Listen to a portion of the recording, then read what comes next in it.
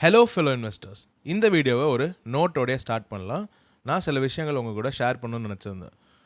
நான் இனிமேல் என்னோடய யூடியூப் வீடியோஸில் எஸ்பெஷலி தம்ப்நெயில்ஸில் எந்த கம்பெனிஸோட லோகோஸையும் காட்ட வேணாம்னு டிசைட் பண்ணியிருக்கேன். ஏன்னா நிறையா பேர் இந்த கம்பெனிஸ் பற்றி நான் என்ன சொல்கிறேன்னு பார்க்கறதுக்காக தான் வராங்க. ஃபார் எக்ஸாம்பிள், நான் ஐடிசி பற்றியோ நாட்கோ பற்றியோ ஐடிஎஃப்சி ஃபர்ஸ்ட் பேங்க் பற்றியோ டிஸ்கஸ் பண்ணேன்னா அந்த வீடியோஸை நிறைய பேர் பார்க்க வருவாங்க. ஏன்னா இது ரீட்டைல் கம்யூனிட்டியில் ரொம்ப பாப்புலரான கம்பெனிஸ். பட் நான் நிஜமாலே நிறைய எஃபர்ட் போட்டு சில கம்பெனிஸ் பற்றி டீப் டைவ் பண்ணி போகணுன்னு நினைப்பேன். ஆனால் அதை பார்க்குறதுக்கான மக்கள் கம்மியாக தான் இருப்பாங்க. ஏன்னா அந்த கம்பெனி ரீட்டைல் கம்யூனிட்டி மத்தியில் பாப்புலராக இருக்காது. சில சமயம் ஐடிசி பற்றி ஒரு நியூஸ் கவர் பண்ணுறதோ இல்லை ஐடிஎஃப்சி பற்றி ஒரு நியூஸ் கவர் பண்ணணுமோங்கிற ஒரு தாட் எனக்குள்ளே வருது. பட் அது எனக்கு பிடிக்கவே இல்லை. நான் இந்த யூடியூப் சேனலில் வியூஸ்க்காக நிஜமாலே ஸ்டார்ட் பண்ணல. என்னோடய இன்வெஸ்ட்மெண்ட் ஆக்டிவிட்டீஸை லாக் பண்ணுறதுக்கு ஒரு இடம் தேவைப்பட்டுச்சு. அண்ட் நான் கற்றுக்கிற விஷயத்த ஒரு வீடியோவாக நான் ஷேர் பண்ணும்போது அதை பார்க்குறவங்களுக்கும் ஹெல்ப்ஃபுல்லாக இருக்குங்கிற ஒரு நோக்கத்தில் தான் நான் அதை ஷேர் பண்ணியிருந்தேன். கொஞ்ச நாளாக என்னோட யூடியூப் கண்டென்ட் எனக்கே அவ்வளோவா பிடிக்க மாட்டேங்குது. இன்வெஸ்ட்மெண்ட்ஸ் பற்றியோ இன்வெஸ்ட்மெண்ட் ஃபிலாசபிஸ் பற்றியோ இல்லைனா ஒரு இண்டிவிஜுவல் கம்பெனியை டீப் டைவ் பண்ணி போடுற வீடியோஸோ ரொம்ப கம்மியாகிட்டே வருது. ஸோ நான் இனிமேல் இந்த மாதிரி நியூஸ் பேஸ்ட் சேனலாக மாறாமல் கொஞ்சம் கொஞ்சமாக சில கம்பெனிஸை டீப் டைவ் பண்ணுறது எப்படி, எந்த செக்டாரில் எந்த மாதிரியான அனாலிசிஸ் பண்ணணும், investment philosophies, legendary thinkers, legendary investors என்ன சொல்கிறாங்க, அவங்களோட ஐடியாஸ்லேருந்து நம்ம என்ன கற்றுக்கலாங்கிற விஷயங்கள்லாம் நான் இனிமேல் அதிகமாக ஃபோக்கஸ் பண்ணலான்னு இருக்கேன். ஆப்வியஸாக நான் கம்பெனிஸ் பற்றி டிஸ்கஸ் பண்ண தான் போகிறேன். என்னோடய பாஸ்ட் எக்ஸ்பீரியன்ஸை ஷேர் பண்ண போகிறேன். நான் இப்போ ப்ரெசென்ட்டாக என்னென்ன கம்பெனிஸை வாங்குறேன் விற்கிறேங்கிறதெல்லாம் ட்ரான்ஸ்பரண்ட்டாக ஷேர் பண்ண போகிறேன். Because that was my primary intention while starting this channel. So நிஜமாலே என்னோடய கருத்துக்கள் பற்றி தெரிஞ்சுக்கிறதுக்கும் நான் கற்றுக்கிற விஷயங்களை உங்கள் கூட ஷேர் பண்ணும்போது அது மூலிமா நீங்கள் கற்றுக்கணும்னு நினைக்கிற விஷயங்களை பார்க்க வரவங்களுக்கு மட்டும் நான் வீடியோஸ் பண்ணலான்னு இருக்கேன். இண்டிவிஜுவல் ஸ்டாக்ஸ் பற்றி கேட்குறவங்களுக்கு நான் இனிமேல் ரெஸ்பாண்ட் பண்ண வேணான்னு இருக்கேன். ப்ரோ இந்த டைமில் வாங்கலாமா, இப்போ வாங்கலாமாங்கிற மாதிரி கேட்குறாங்க. எனக்கு அதை பார்க்கும்போது கொஞ்சம் மன வருத்தமாக தான் இருந்தது. நான் வாங்குறத ரெகுலராக ஷேர் பண்ணிக்கிட்டே தான் இருக்கேன். ஒரு கம்பெனியை வாங்கணுமா வாங்க வேணாமாங்கிற டிசிஷனே அவங்க இன்னொருத்தரை கேட்டு எடுக்கும்போது நாம் சில விஷயங்களை ஒழுங்காக கன்வே பண்ணலையோங்கிற மாதிரி எனக்கு ஃபீல் ஆச்சு. அதனால் இனிமேல் அந்த மாதிரியான கருத்துக்களை நான் ஷேர் பண்ணுறதை நிறுத்திட போகிறேன். I will say what I am going to do. நான் என்ன பண்ண போகிறேங்கிறத உங்கள் கூட ஷேர் பண்ணுறேன். அண்ட் நான் கற்றுக்கிற விஷயங்களை உங்ககிட்ட டிஸ்கஸ் பண்ணுறேன். அது மூலிமா உங்களுக்கு ஏதாவது இன்சைட்ஸ் கிடச்சதுன்னா கண்டிப்பாக நான் அதை விட ஹாப்பியாக இருக்கவே மாட்டேன். இப்போ நம்ம வீடியோக்குள்ளே போகலாம். இன்றைக்கி ப்ராட் மார்க்கெட் இண்டெக்ஸஸ்லேருந்தே ஸ்டார்ட் பண்ணிடுவோம். நிஃப்டி சுமாராக தான் பெர்ஃபார்ம் பண்ணியிருக்கு. இதுக்கு முக்கியமான காரணம் மறுபடியும் சில அன்சர்டனிட்டிஸ் ரைஸ் ஆகிருக்கு. ஈரான் ஒரு ஆஃபர் கொடுத்துருக்காங்க. ட்ரம்ப்புக்கு அது பிடிக்கல. ஈரான் அந்த அதர் ஹேண்ட் பிளாக்கேடை ட்ரம்ப் ரிமூவ் பண்ணிட்டாருனா, யூஎஸ் ரிமூவ் பண்ணிட்டாங்கன்னா நாங்கள் ஸ்ட்ரைட் ஆஃப் ஹார்மஸை திறப்போங்கிற மாதிரி சொல்லியிருக்காங்க. பட் ரெண்டு சைட்லையுமே இன்னும் பேச்சுவார்த்தை தான் போயிட்டுருக்கு. Both sides are not happy with how the negotiations are கோயிங்கிற மாதிரி சில சேனல்ஸில் கவர் பண்ணியிருந்தாங்க. அந்த அன்சர்டனிட்டி காரணத்தினால இன்றைக்கி ஒரு செல் ஆஃபை நம்ம பார்த்துருப்போம். செக்டார்லாம் பார்த்தீங்கன்னா நிறையா செக்டார்ஸ் இன்றைக்கி அடி வாங்கிச்சு. முக்கியமாக ஃபினான்ஷியல்ஸ், அதில் பிஎஸ்யூ பேங்க் ரொம்பவே அடி வாங்கியிருந்தது. இது புதுசாக ஆர்பிஐ கொண்டு வந்த சில ரெகுலேஷன்ஸ் காரணமாக தான். இதை பற்றி நம்ம டீட்டெயில்டாக இன்னொரு வீடியோவில் டிஸ்கஸ் பண்ணலாம். இந்த வீடியோவில் நான் ஒரு இம்பார்ட்டண்ட்டான விஷயம், ரொம்பவே யூஸ்ஃபுல்லான விஷயத்தை உங்கள் கூட ஷேர் பண்ணணும்னு நினச்சிருந்தேன். தீமேட்டிக்காக நம்ம பார்க்குற கேபிட்டல் மார்க்கெட் இண்டெக்ஸஸ் பார்த்துரும். அது மட்டும் இன்றைக்கி ரொம்பவே நல்லா பெர்ஃபார்ம் பண்ணியிருக்கு. 1.18% க்ரீனில் தான் முடிஞ்சிருக்கு. என்எஸ்சி ஐஜிஎக்ஸ்லேருந்து அவங்க ஸ்டேக்கை கம்மி பண்ண போகிறதா ஒரு நியூஸ் வந்திருந்தது. இது ரெகுலேஷன் சம்மந்தப்பட்ட காரணத்துக்காக மட்டும்தானே தவிர ஐஜிஎக்ஸ்லேயோ ஐஇஎக்ஸ்லேயோ எந்த பிரச்சனையும் இல்லைங்கிறத அவங்க கிளாரிட்டி கொடுத்துருக்காங்க. ஸோ இது மட்டும்தான் இன்றைக்கி நம்ம ஹோல்ட் பண்ணுற, நான் அதிகமாக ஃபோக்கஸ் பண்ணுற கம்பெனிஸில் இருக்கிற ஒரு நியூஸ் பீஸ். நான் இன்றைக்கி பர்சனலாக சில கம்பெனிஸ் வாங்கலாம் நினச்சிட்டே இருந்தேன். But nothing got too cheap. ஒரு 3 வீக்ஸ் 4 வீக்ஸ் முன்னாடி இதோட சீப்பராக நிறைய ஸ்டாக்ஸ் கிடச்சிது. இங்கேருந்து ஃபர்தர் கரெக்ஷன் இருந்ததுன்னா then I made again resume my purchases. So நான் ரெகுலராக வாட்ச் பண்ணுற மாதிரியே இன்றைக்கும் வாட்ச் தான் பண்ணிகிட்டு இருந்தேன். ஹெச்டிஎஃப்சி பேங்க்கில் மட்டும் வாங்கலாமான்னு ரொம்ப யோசிச்சிட்டே இருந்தேன். But finally I decided to control my urges. இன்றைக்கி மார்னிங் நான் அதை பற்றி ஒரு போஸ்ட்டோ எழுதியிருந்தேன். நம்ம வாங்கணுங்கிற அந்த அர்ஜை, அதாவது எமோஷனல் ரெஸ்பான்சஸை கண்ட்ரோல் பண்ண கற்றுக்கிட்டோன்னா ஷார்ட் டேர்மில் கொஞ்சம் பெயின்ஃபுல்லாக இருக்கலாம். அங்கேருந்து விலை ஏறும்போது ஐயோ வாங்கியிருக்கலாமேன்னு தோணும். பட் லாங் டேர்மில் நம்மளுக்கு ஒரு டிசிப்ளின் கிரியேட் ஆகும். அது கண்டிப்பாக நம்மளை இந்த ஸ்டாக் மார்க்கெட்டில் சஸ்டெயின் பண்ணுறதுக்கு ஹெல்ப்ஃபுல்லாக இருக்குங்கிறத எழுதியிருந்தேன். அதை நான் இன்னுமே நம்ம தான் செய்கிறேன். நீங்கள் அதை பற்றி என்ன நினைக்கிறீங்கிறத கமெண்ட் செக்ஷனில் ஷேர் பண்ணுங்கள். இந்த வீடியோவில் சில இம்பார்ட்டண்ட்டான ஐடியாஸ் உங்கள் கூட ஷேர் பண்ண போகிறேன். ஒரு ஸ்டாக்கை நம்ம எப்போ விற்கணுங்கிற கேள்வியை நிறையா பேர் கேட்டிருப்போம். ஆனால் அதுக்கு கரெக்டான பதிலை இது வரைக்கும் யாருமே சொல்லியிருக்க மாட்டாங்க. ஸ்டாக்ஸ் எப்படி பர்ச்சேஸ் பண்ணணும், என்னெல்லாம் பண்ணணும், எப்படிலாம் ஒரு கம்பெனி அனலைஸ் பண்ணணுங்கிற வீடியோஸ் கூட நிறையா இருக்கும். அதை பற்றின புக்ஸ் நிறையா இருக்கும். ஆனால் எப்போ விற்கணுங்கிறத பற்றி நிறைய பேர் டிஸ்கஸ் பண்ணவே மாட்டாங்க. பட் ஹவார்ட் மார்க்ஸ் இதை பற்றி அவர் கொடுத்த ரீசெண்டான ஒரு இன்டர்வியூவில் சூப்பராக பேசியிருந்தார். அதுலேருந்து சில கிளிப்ஸும் உங்களுக்கு ஷேர் பண்ண போகிறேன். அண்ட் நான் அதுலேருந்து கற்றுக்கிட்டதையும் உங்கள் கூட டிஸ்கஸ் பண்ண போகிறேன். கண்டிப்பாக இது உங்களுக்கு யூஸ்ஃபுல்லாக இருக்கும்னு நம்புகிறேன். Howard Marks is a legendary thinker. நான் ரொம்ப க்ளோஸாக ஃபாலோ பண்ணிகிட்ருக்கிற சில இன்வெஸ்டர்ஸில் ஹவர்ட் மார்க்ஸ் கண்டிப்பாக ஒரு இடம் பிடிப்பார். அவரோட மெமோஸ்லாம் ரொம்பவே இன்சைட்ஃபுல்லாக இருக்கும். ரீசெண்டாக அவர் எழுதின மெமோ கூட ரொம்பவே இன்சைட்ஃபுல்லாக இருந்தது. அவரோட பாஸ்ட்லேருந்து இருக்கிற 3 மெமோஸ், எக்ஸாக்டாக நேம்ஸ் ஞாபகம் இல்லை, டைட்டில்ஸ் ஞாபகம் இல்லை, அதை ரீவிசிட் பண்ணுங்கள், உங்களுக்கு நிறையா இன்சைட்ஸ் கிடைக்குங்கிற மாதிரி சொல்லியிருந்தார். நான் அதெல்லாம் போய் படித்து பார்க்கும்போது அவர் சிலதை 10 வருஷம் 15 வருஷம் 20 வருஷம் முன்னாடி கூட எழுதியிருக்காரு. இருந்தாலும் டைம்லெஸ்ஸாக எப்படி அது இன்றைக்கும் அப்ளிகபிளாக இருக்குன்னு யோசித்து பார்த்தா எனக்கு மைண்ட் ப்ளோயிங்காக இருந்தது. ஸோ அவரோட ரீசெண்ட் இன்டர்வியூலேருந்து சில ஐடியாஸை நம்ம டிஸ்கஸ் பண்ணலாம். அவர் மார்க்கெட்ஸ் பற்றி பொதுவாக ஒரு விஷயம் சொல்லியிருந்தார். ஃபஸ்ட்டு அவர் வாயிலேருந்தே கேட்டுட்டு நம்ம அதை டிஸ்கஸ் பண்ணுவோம். The market gets ahead of steam based on optimism. It gallops ahead on further good news. One or two negatives come in, but the market finds it very easy to reject those and exclude them from their thinking. A part of it is because the general trend is still positive, but part of it is because of something called cognitive dissonance. And cognitive dissonance is something that you should all familiarize yourself with, and it is basically the human brain's ability to reject information which is at odds with its predisposition. So Howard Marks சொல்கிறது என்னென்னா, market ஒரு positive ட்ரெண்டில், அதாவது overall trend பாசிட்டிவாக இருக்கும்போது நெகட்டிவான சில விஷயங்கள் வந்தால் கூட மார்க்கெட், அதாவது கலெக்டிவாக நம்மள மாதிரி செவரல் இன்வெஸ்டர்ஸ் அண்ட் ட்ரேடர்ஸ் இருப்பாங்களே, எல்லோரும் சேர்ந்தது தான் இந்த மார்க்கெட். அந்த மார்க்கெட் நெகட்டிவாக வர விஷயங்களை ஈஸியாக அவாய்ட் பண்ணிடும், இக்னோர் பண்ணிடும். ஓவரால் ட்ரெண்ட் பாசிட்டிவாக இருக்கும்போது அது பாசிட்டிவாகவே இருக்கும். சின்ன டவுன்ஃபால் இருக்குமே தவிர திரும்ப அது கெயின்ஸ் எல்லாம் வந்து கேட்சப் பண்ணிடுங்கிற மாதிரி சொல்லுவார். இது நிஜமாலே உண்மையான ஒரு விஷயம். இது அப்படியே இன்வர்ஸாகவும் அப்ளிகபிளாக இருக்கும். ஃபார் எக்ஸாம்பிள், ஓவரால் ட்ரெண்ட் நெகட்டிவாக இருந்துகிட்டே இருந்ததுன்னா சில நல்ல விஷயங்கள் வந்தால் கூட மார்க்கெட் அதை கம்ப்ளீட்டாக அவாய்ட் பண்ணிடும். Because overall markets disposition will be negative. இந்த ப்ரீ டிஸ்பொசிஷன் பற்றி அவர் ரொம்பவே இன்ட்ரெஸ்டிங்காக சொல்லியிருப்பார். அதாவது நம்ம ஒரு விஷயத்தை பற்றி முன்கூட்டியே சில அனுமானங்கள் வச்சுருப்போம். அந்த அனுமானங்கள் தான் நம்மளோட எண்ணங்களை பாதிக்குதுங்கிற மாதிரி சொல்லியிருப்பார். ஸோ நம்ம பாசிட்டிவாக ஒரு விஷயத்தை பற்றி நினச்சிருந்தோன்னா அதை பற்றி ஏதாவது ஒரு நெகட்டிவ் விஷயம் வந்தால் கூட அந்த நெகட்டிவிட்டியை நம்ம ஓரம் கட்டிட்டு பாசிட்டிவிட்டி பற்றியே ஃபோக்கஸ் பண்ணிகிட்ருப்போம். இதுவும் தவறு. சேம் இன்வெர்ஸாக அப்ளை பண்ணி பார்த்தீங்கன்னா, நீங்கள் தவறாக ஒரு விஷயத்தை பார்க்கும்போது அதில் ஏதாவது ஒரு நல்ல விஷயம் வந்தால் கூட அந்த நல்ல விஷயத்தை நம்ம ஒதுக்கி வச்சுருவோம். ஸோ இந்த காக்னேட்டிவ் டிசனன்ஸ் ரொம்பவே முக்கியமான ஒரு விஷயம். மார்க்கெட்ஸ் வந்து இந்த மாதிரி தான் பிஹேவ் பண்ணும். ஸோ நீங்கள் உங்களை தனித்தன்மையாக மாற்றிக்கிட்டு நீங்கள் இந்த மார்க்கெட்ஸ்லேருந்து கொஞ்சம் விலகி நின்று உங்களை அந்த ஸ்டாக்லேருந்தோ இல்லை ஒரு கம்பெனிலேருந்தோ இல்லை அந்த என்டையர் இண்டஸ்ட்ரியிலேருந்தோ இல்லை ஓவரால் மார்க்கெட்ஸ்லேருந்தோ ஒதுக்கி வச்சுட்டு டிட்டாச் பண்ணி வச்சு யோசிக்கும் போது உங்களுக்கு உண்மையான பதில்கள் கிடைக்குங்கிறத சொல்லியிருந்தார். ஸோ ஓவராலாக நம்ம மார்க்கெட்ஸை இந்த மாதிரி புரிஞ்சுக்கிறது நம்மளுக்கு ஹெல்ப்ஃபுல்லாக இருக்கும். ரெண்டாவது, அசெட் கிளாஸஸ் பற்றி அவர் என்ன சொல்கிறாருங்கிறது அவர் வாயிலேருந்தே கேட்டுட்டு நம்ம அதை டிஸ்கஸ் பண்ணுவோம். It's not what you buy, it's what you pay that counts. Good investing doesn't come from buying good things. It comes from buying things well. And you have to understand that the difference is more than grammatical. And there is no asset which is so good that it can't become overpriced and dangerous. And there are very few assets which are so bad that if they get cheap enough, they can't be a good buy. So those were the lessons that I learned in my first decade, and they have stood me in very good stead ever since. And so it's all a matter of appraising the merits objectively and seeing if you can buy them at an attractive price. So இதில் எனக்கு 3 இம்பார்ட்டண்டான points தெரிஞ்சது. Most important thing is not what you buy but what you pay. நம்ம சூப்பரான கம்பெனியை வாங்கலாம், சுமாரான company வாங்கலாம், இல்லை ரொம்ப மோசமாக பெர்ஃபார்ம் பண்ணுற கம்பெனி கூட வாங்கலாம். ஆனால் என்ன விலை கொடுத்து வாங்குறோங்கிறது தான் ரொம்பவே இம்பார்ட்டண்ட்டுங்கிறது அவர் சொல்கிறாரு. இதை நம்ம ஒரு எக்ஸாம்பிளோடய பார்ப்போம். எல்லாருக்கும் பிடிச்ச ஐடிசியை வச்சே பார்ப்போம். பட் நான் தம்ப்நெயில்ல அதை ஆட் பண்ண மாட்டேன். ஐடிசியில் என்ன மேட்டர்னா, ஐடிசியை 450 ரூபாயில், அதாவது கோவிட்லேருந்து கண்டினியூஸாக ரைஸ் ஆகிட்டு இருக்கும்போது சேஸ் பண்ணி பீக்கில் வாங்கினவங்க நிறைய பேர் இருந்திருப்பாங்க.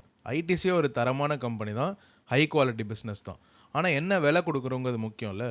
ஸோ 450 ரூபாயில் 500 ரூபாய் கிட்ட போகும்போது, அதாவது இந்த டிமர்ஜருக்கு முன்னாடி போகும்போது சேஸ் பண்ணி வாங்கிட்டு இப்போ வேறு வழி இல்லாமல் டவுன்லோட் ஆவரேஜ் பண்ணிகிட்டே வரவங்க பல்லாயிரக்கணக்கான பேர் இருப்பாங்க. So it is not what you buy. ITC is a definitely high quality company. ஆனால் it is what you pay. ஐடிசிக்குன்னு ஒரு வேல்யூவேஷன் கொடுத்தா தான் உங்களால் அதில் ரிட்டர்ன்ஸ் பண்ண முடியும். அதனால் அந்த வேல்யூவேஷன் வர வரைக்கும் நீங்கள் வெயிட் பண்ணலாம், இல்லை other businesses that are in fair value or below fair வேல்யூவில் ஃபோக்கஸ் பண்ணணுங்கிறத அவர் சொல்கிறாரு. ரெண்டாவது, ரொம்பவே முக்கியமான விஷயம், இதை நம்ம ரெண்டாக பிரிச்சுக்கலாம். No asset is too good in this world that it can be over priced and dangerous. அதாவது இந்த உலகத்திலேயே எந்த அசெட் கிளாஸுமே ஓவர் ப்ரைஸ் அண்ட் டேஞ்சரஸாக ஆக முடியாது, அவ்வளோ தரமான ஒரு அசெட் கிளாஸ்ன்னு சொல்கிற மாதிரி உலகத்தில் ஒரு அசெட் கிளாஸ் கூட கிடையாது. ஸோ எல்லா அசெட் கிளாஸ்லையுமே ஹைப் செய்யப்படலாம், எல்லா அசெட் கிளாஸ்லையுமே வந்து எல்லாரும் துரத்தி போய் வாங்கலாம், எல்லா அசெட் கிளாஸுமே ஒரு பாயிண்டில் ரொம்ப ஓவர் ப்ரைஸ்ட் அண்ட் டேஞ்சரஸாக மாறலாம், including everyone's favourite which is gold. So நம்ம கரெக்டான விலையில் வாங்கணுங்கிறத அவர் இந்த மாதிரியான ஒரு முறையில் சொல்கிறாரு. அடுத்தது, no asset class is too bad that if they get cheap enough they can be a good buy. அவங்க எவ்வளோ சீப்பானாலும் இதை வாங்கிடவே கூடாதுங்கிற அளவுக்கு ரொம்ப ஃபியூ அசெட் கிளாஸஸ் தான் இந்த உலகத்தில் இருக்குங்கிறத அவர் சொல்கிறாரு. கண்டிப்பாக எவ்வளோ சீப்பானாலும் இதை வாங்கக்கூடாதுங்கிற அசெட் கிளாஸ் 4-5 இருக்கலாம். பட் பெரும்பான்மையான அசெட் கிளாஸ் ரொம்ப சீப் ஆகும்போது கண்டிப்பாக தே கான் பி அ குட் பைன்னு நம்மளால் சொல்லவே முடியாதுங்கிறத அவர் சொல்கிறார். ஸோ இதை முக்கியமாக நம்ம கற்றுக்க வேண்டியது, சீப்பாக இருக்கிற அசெட் கிளாஸ் இன்னும் சீப்பர் ஆகுமா ஆகாதான்னு கான்டம்ப்ளேட் பண்ணாமல் வாங்குங்க. ரொம்ப எக்ஸ்பென்சிவாக இருக்கிற அசெட் கிளாஸ் இங்கேருந்து அது இன்னும் கொஞ்சம் ரைஸ் ஆகலாம், இங்கேருந்து இன்னும் கொஞ்சம் ஷேர் ப்ரைஸ் அப்ரிஷியேஷன் கிடைக்கலாங்கிற எதிர்பார்ப்பில் வாங்கிடாதீங்க அப்படின்னு அவர் சிம்பிளாக சொல்கிறாரு. இது ஹவர்ட் மார்க்ஸில் கருத்து தான், இதை நான் 100% ஒத்தும் போகிறேன். இப்போ நம்ம செல்லிங்க்கு வரும். The most important topic of the day, when and why do people sell. அதாவது இந்த மார்க்கெட்டில் இருக்கிற இன்வெஸ்டர்ஸ், ட்ரேடர்ஸ்லாம் என்ன காரணங்களுக்காக விற்கிறாங்கங்கிறத ஃபஸ்ட்டு நம்ம புரிஞ்சுக்கிட்டா தான் நம்ம எப்போ விற்கணுங்கிறத கற்றுக்க முடியும். ஸோ ஹவர்ட் மார்க்ஸ் பீப்புள் எப்போ அண்ட் எதுக்காக விற்கிறாங்கங்கிறத சூப்பராக சிம்பிளாக எக்ஸ்பிளைன் பண்ணியிருப்பார். அவைல் வாயிலேருந்தே கேட்டுட்டு நம்ம அதை பற்றி டிஸ்கஸ் பண்ணுவோம். Why do people sell? And half facetiously, I said they sell for two reasons: because it went up and because it went down. If it goes up, they sell it because they're afraid that it's going to stop going up or maybe go down, in which case their profits will evaporate. And if it goes down, they sell it because it scares them and makes them think it might go down more. Now, if you think about it logically, it can't possibly be right to sell because it went up and to sell because it went down.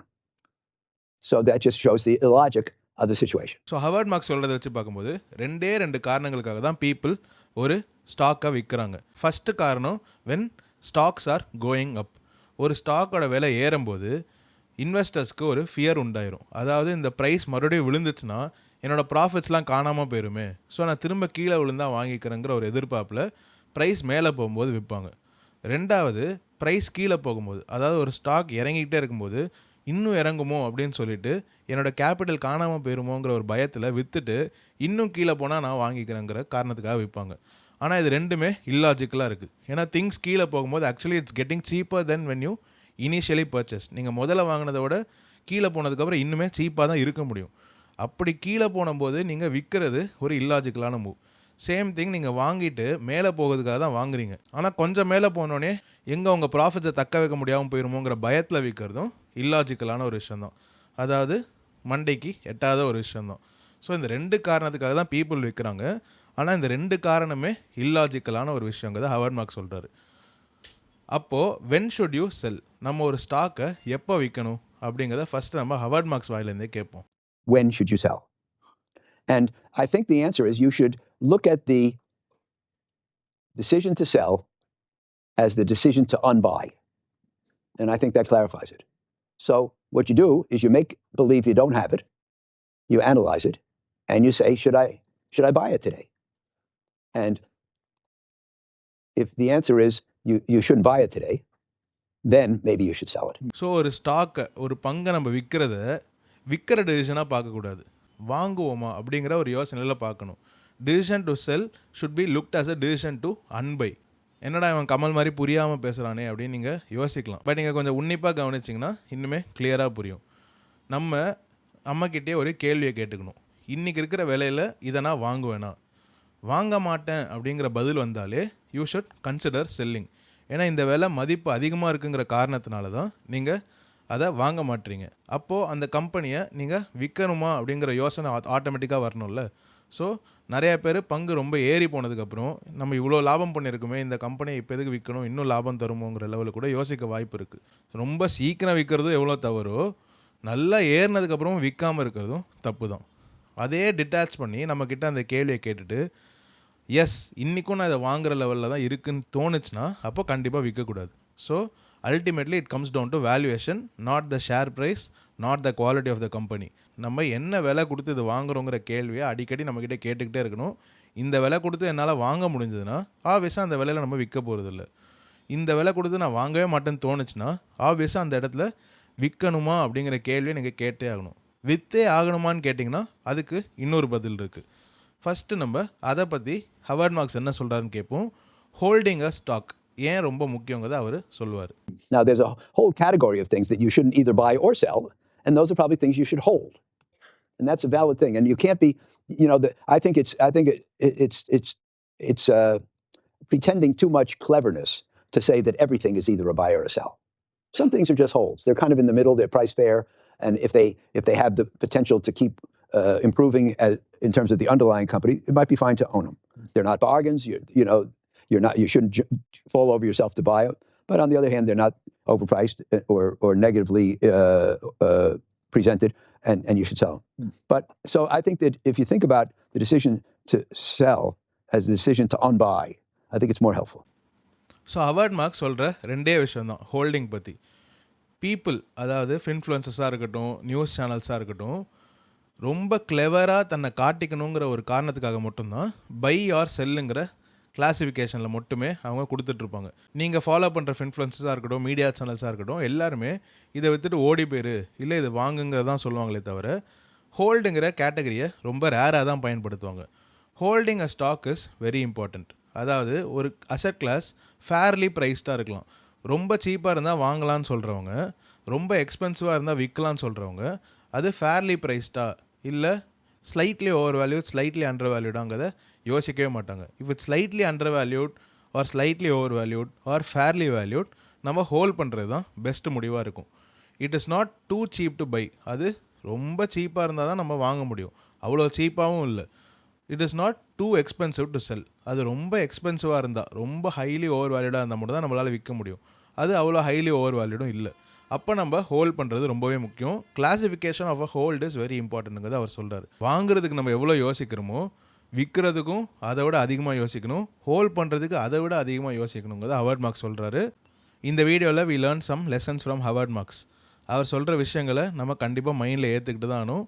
நம்ம long டேர்மில் better investors ஆகணும்னா இந்த மாதிரியான பெரிய பெரிய legendary investors, பெரிய பெரிய திங்கர்ஸோட கருத்துக்களை உள்வாங்கிட்டு அதை பற்றி டீப்பாக யோசிச்சுட்டு அதுலேருந்து நம்மளுக்கு எதெல்லாம் நல்லதாக கிடைக்குதோ அதெல்லாம் எடுத்துக்கிட்டு நம்மளோட ஆக்டிவிட்டீஸ், நம்மளோட இன்வெஸ்ட்மெண்ட் டிசிஷன்ஸை நம்ம ஸ்ட்ரக்சர் பண்ணிக்கிட்டோம்னா கண்டிப்பாக லாங் டேர்மில் நம்ம சக்ஸஸ்ஃபுல்லாக இருக்கலாம். இந்த வீடியோவில் நம்ம ப்ராட் மார்க்கெட் இண்டெக்ஸஸை பார்த்துருந்தோம். ஈரான் யூஎஸ் வாரில் ஏதாவது அப்டேட் இருந்தால் நான் அதை பற்றி உங்க கூட ஷேர் பண்ணுறேன். இந்த வீடியோ பார்த்துட்டு என்னடா இனிமேல் கம்பெனிஸ் பற்றி டிஸ்கஸ் பண்ண மாட்டான்னு நினைக்காதீங்க. கண்டிப்பாக பண்ணுவேன். நான் எந்த கம்பெனி பற்றி டிஸ்கஸ் பண்ண போகிறேன், என்ன டிஸ்கஸ் பண்ண போகிறேங்கிறத முன்கூட்டியே டைட்டில்லையோ தம்ப்நெயிலையோ சொல்லாமல் இனிமேல் டிஸ்கஸ் பண்ண போகிறேன். எனக்கே கொஞ்சமாக டைவர்ட் ஆகிற மாதிரி ஃபீல் ஆனதால தான் நான் இப்படி ஒரு முடிவு எடுத்திருக்கேன். நிஜமாலே நீங்கள் இதை பற்றி என்ன நினைக்கிறீங்கிறத கமெண்ட் செக்ஷனில் ஷேர் பண்ணுங்கள். இந்த வீடியோ உங்களுக்கு யூஸ்ஃபுல்லாக இருந்ததுன்னா லைக் பண்ணுங்கள், ஷேர் பண்ணுங்கள், இந்த சேனலுக்கு சப்ஸ்கிரைப் பண்ணி என்ன சப்போர்ட் பண்ணுங்கள். Thank you so much. Hello fellow investors, இந்த வீடியோவில் டிஸ்கஸ் பண்ணுற எந்த கம்பெனிஸையுமே ஸ்டாக் ரெக்கமெண்டேஷன்ஸாக எடுத்துக்காதீங்க. என்னால் பை கால், ஹோல் கால், செல் கால் எதுவுமே ரெகுலேஷன்ஸ் படி கொடுக்க முடியாது. இது உங்களுக்கு புரியும் நம்புகிறேன். நீங்கள் உங்களோட own research and due diligence பண்ணி மட்டும் ஒரு இன்வெஸ்ட்மெண்ட் டிசிஷன் எடுங்க. முடிஞ்சால் ஒரு நல்ல ஃபினான்ஷியல் அட்வைசர் கிட்ட கேட்டே டிசைட் பண்ணுங்கள். Thank you so much.